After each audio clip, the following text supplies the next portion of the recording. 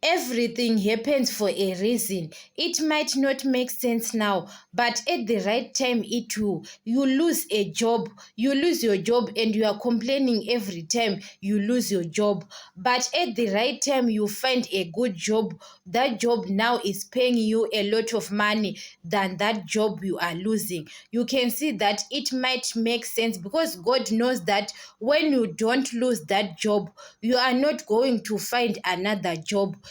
Sometimes, guys, it happens for a reason. Even in relationships, you love that person so much, but that person leaves you from nowhere, doesn't talk to you, you don't fight with that person. It happens for a reason. Next time, you will find a better person in relationship. So sometimes don't cry too much that I'm losing my partner or you are losing your marriage. Yes, you are losing your marriage because God knows that you don't deserve that person. You are not belong in that marriage. So sometimes, guys, don't be cry too much when you are losing things in life. Sometimes don't cry too much because there are better things are waiting for you. There are better jobs are waiting for you, better relationships, better marriages. So sometimes don't cry too much. Other people, they are losing their marriages to be better in life. You know that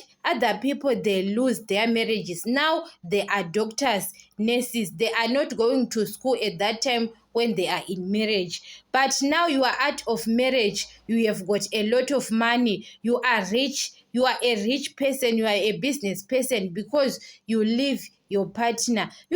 Sometimes guys, sometimes we are losing our things because God knows that when we don't lose those things, we can't go far with life. So when we want to go far in life, we have to lose those things we love too much. And sometimes you are crying for a small thing. God want to give you big things. So don't cry. Even in relationship, you lose a person, you are going to get a better person. You understand?